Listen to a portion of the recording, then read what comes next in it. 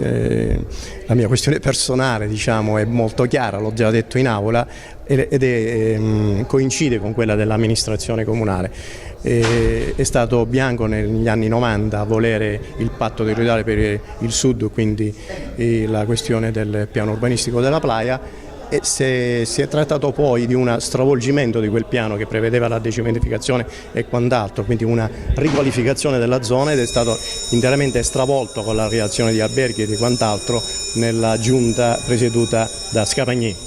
E subito dopo noi abbiamo votato contro questo atto deliberativo e dopo ulteriori anni è venuta in Consiglio una variante riguardante l'altezza di alcuni edifici e riguardante i parcheggi. Su questo argomento noi abbiamo espresso ancora una volta un voto non favorevole come Partito Democratico.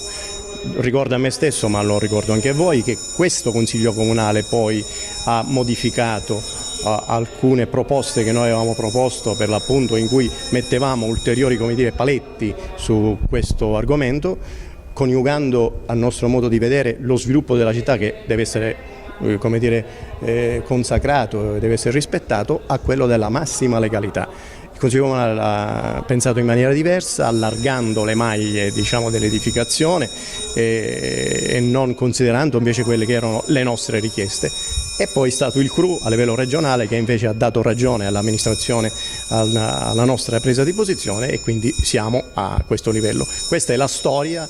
Io personalmente sono intervenuto più volte in Consiglio Comunale, quando ero consigliere comunale, ho detto in maniera molto chiara come stavano le cose e ho espresso un voto contrario la prima volta, un voto non favorevole la seconda volta, proprio per queste considerazioni di cui vi ho detto. Quindi dobbiamo parlare del cimitero adesso, no?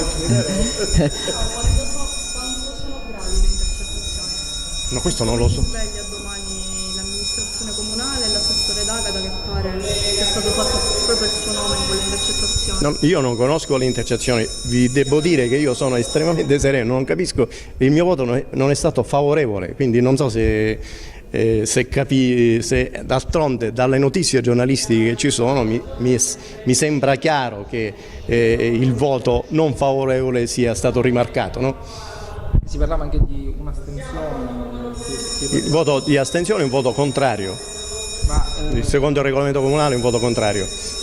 Lei, diciamo, da quello che risulta dalle intercettazioni, c'è, diciamo, un interesse di Ciancio in tutto questo? Questo non lo so, questo bisognerà verificarlo, non lo so. La risposta che vorrei io: è normale che il sindaco, non ancora sindaco nel 2013, chiami Ciancio per fargli sapere dell'effettivo voto avvenuto in questo non lo so se si è verificato in questi termini, non sono in grado, io posso rispondere alle mie azioni e mi pare evidente che sono chiare e sono consacrate in verbali del Consiglio Comunale. Non ha ricevuto nessuna pressione, può dirlo con chiarezza? Io sono stato interrogato dall'autorità giudiziaria e ho già detto questo, certo, nessuno. Figuratevi se a me potevano fare pressione chiunque. Anche l'amministrazione stessa è stata molto chiara su questa questione del PUA, sia prima nell'ambito della parte politica che veniva a essere rappresentata con le prese di posizione, con i voti, e poi sia dopo con tutto quello che è successo, soprattutto in Consiglio Comunale, in cui noi abbiamo richiesto ulteriori, come dire, fra virgolette, paletti che qualificassero ancora di più l'opera. E che il Consiglio per la verità non ha accettato, e che poi è stato Palermo ad accettare, come vi ho detto, ma questa è la storia, diciamo. Quindi sotto questo profilo siamo estremamente chiari, coerenti e sereni. Il sindaco interverrà per magari chiarire? Ma c'è stato un comunicato, già è arrivato, è un comunicato ufficiale che dice sostanzialmente quelle cose che ho detto io.